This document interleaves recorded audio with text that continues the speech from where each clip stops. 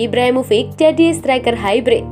Penyerang Gaik Zlatan Ibrahimovic dinilai telah menjelma menjadi seorang striker hybrid merujuk pada perannya di skuad Rossoneri pada beberapa pertandingan terakhir. Ulasan dari Tuttosport, cara bermain Zlatan Ibrahimovic telah berubah total dari tahun-tahun sebelumnya.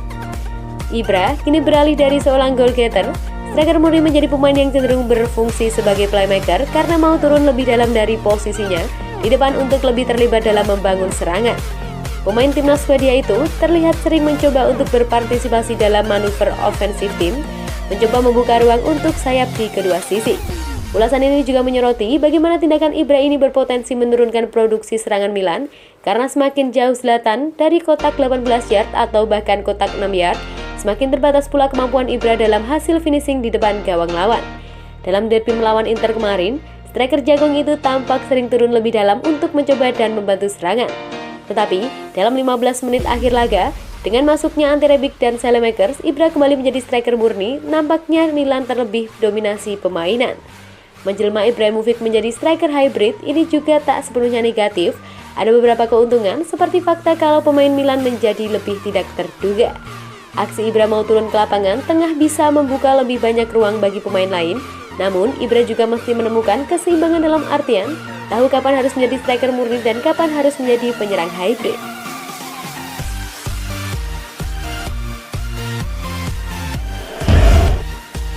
Caldara mulai bangkit di Venezia, angin segar bagi Milan. Mattia Caldara tampaknya telah mulai mendapatkan kembali performa terbaiknya bersama Venezia yang dikabarkan bakal memberi angin segar bagi Milan.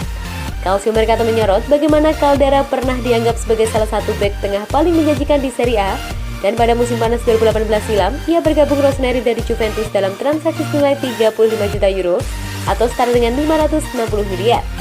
Kendati demikian, karirnya di San Siro justru dihantam berbagai masalah fisik dan akhirnya dipinjamkan ke Atalanta yang memilih tidak mempermanenkan status mantan bintang mereka. Akan tetapi, Venezia bersedia menampungnya dan kini ia mulai mendapatkan kembali kepercayaan dirinya. Akhir pekan kemarin, pemain asal Italia tersebut mencetak gol ke gawang AS Roma yang merupakan gol perdananya di Serie A sejak 17 Desember 2017 saat ia mencetak gol pembuka dalam duel La Dea kontra Lazio. Musim panas lalu, ia bisa saja memilih Bianco Celeste, Torino atau Cagliari. Namun, pada akhirnya ia dan agennya memilih bergabung di Lagunari. Tim yang menawarkan posisi starter kepadanya untuk membantunya bangkit dan menunjukkan kepada semua orang bahwa badai cederanya selama ini hanya masa lalu. Milan pun bahagia dengan perkembangan tersebut mengingat mereka telah menyetujui transaksi pinjaman dengan pilihan pembelian di angka 4 juta euro atau 64 miliar. Kontrak Caldara akan berakhir pada tahun 2023 mendatang, yang berarti nilai restudinya pada neraca keuangan klub berada di angka 7 juta euro atau 112 miliar musim panas mendatang dengan gaji kotor 3 juta euro atau 48 miliar. Karena itulah, jika Venezia mempermanenkan statusnya dalam waktu 1 tahun ini, Rossoneri mungkin akan rugi tetapi bisa berhemat dari gajinya. AC Milan versus Inter Milan, Derby della Madonnina tahun ini diklaim sudah indah, sepakat. Derby della Madonnina yang mempertemukan dua raksasa Italia yakni AC Milan dan Inter Milan sempat kehilangan gairahnya.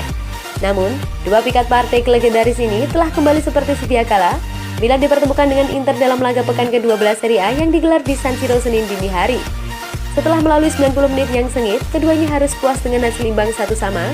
Inter Milan sempat unggul lebih dulu lewat gol yang dicetak Hakan Çalhanoğlu dari titik putih pada menit ke-11. Sayangnya, keunggulan tersebut tidak bertahan lama karena Milan mampu membalas lewat gol bunuh diri Stefan Dobrich. Pertandingan berlangsung seimbang, pada beberapa momen Inter terlihat superior dibandingkan Milan. Namun, tidak lama setelahnya, Milan tampak sering bermain di pertahanan Nerazzurri. Ada banyak peluang yang tercipta pada laga ini. Duel yang sangat akan rivalitas dan sejarah ini sempat kehilangan gairahnya. Hal ini dikarenakan menurunnya prestasi kedua klub tersebut, membuat Juventus tanpa kesulitan menancapkan dominasinya di Italia. Tidak bisa dipungkiri bahwa laga dini hari kemarin adalah salah satu yang paling indah setelah sekian lama. Bahkan Direktur Nerazzurri, Giuseppe Marotta, sampai mengakuinya. Saya ingin menggarisbawahi bagaimana derby ini menjadi iklan yang indah buat dunia sepak bola, ujarnya. Pertandingan disaksikan di 150 negara dan berlangsung indah, dimainkan dengan baik dan dalam kecepatan yang tinggi. Penyesalannya tetap ada, kami mencoba untuk menang namun gagal, juga berterima kasih kepada sang lawan. Hasil imbang ini membuat Inter Milan tertahan di peringkat ketiga klasemen sementara Serie A dengan perolehan 25 poin. Mereka gagal memangkas jarak dengan Milan yang berada di peringkat kedua dengan keunggulan 7 angka. Dilihat dari progresnya sejauh ini, ada kemungkinan Inter harus menyerahkan tahta juara Serie A kepada AC Milan di akhir musim nanti. Marotta mengakui perubahan Rossoneri tapi enggan mengibarkan bendera putih terlalu cepat.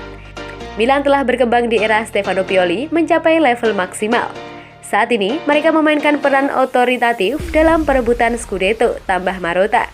Kami adalah juara bertahan dan kami akan menghormati Scudetto yang ada di dada kami. Ini akan jadi kompetitif yang diperjuangkan dengan susah payah, pungkasnya.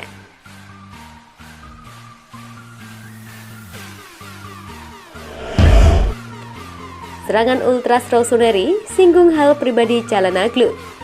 Supporter garis keras AC Milan, Ultras Milan membahas aksi selebrasi Hakan Calhanoglu pada laga derby Milan versus Inter Milan pada laga pekan ke-12 Serie A Liga Italia Senin dini hari. Pada laga yang berakhir 1-1 itu, Hakan Calhanoglu memang mencetak gol pada menit ke-11 lewat titik penalti. Aksi selebrasi gol itu dinilai sebagai tindakan provokatif. Selesai mencetak gol, pemain timnas Turki itu menghadap kurva sud, tribun yang diisi supporter fanatik AC Milan. Calhanoglu membentangkan lengan lalu menaruh kelopak tangannya ke telinga seolah ingin mendengarkan reaksi penonton atas golnya. Sebagai catatan, Hakan Calhanoglu memang mendapat sambutan tak ramah dalam pertandingan tersebut. Setiap dia menguasai bola, sorakan dan teriakan "Bo" selalu menggema. Penyebabnya tentu karena pilihan sang pemain yang memilih menyeberang ke rival sekota Milan, Inter pada bursa transfer panas kemarin. Aksi selebrasi provokatif Hakan Calhanoglu itu dibahas Ultras Milan. Serangan balasan itu dinilai lebih menohok, menyerang hal pribadi yang sensitif bagi sang pemain.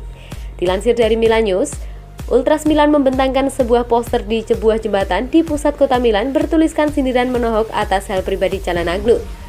Tulisan balasan kurva sud, Milan ini jauh lebih provokatif karena menyinggung hal pribadi yang sensitif dari Calhanoglu.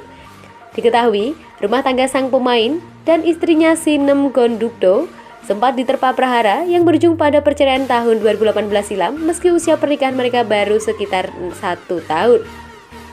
Perpecahan bahtera rumah tangga Calhanoglu dan istrinya itu disebut-sebut karena adanya orang ketiga. Isu ini yang digaungkan kembali kurva sud Milan sebagai balasan selebrasi sang pemain di San Siro kemarin.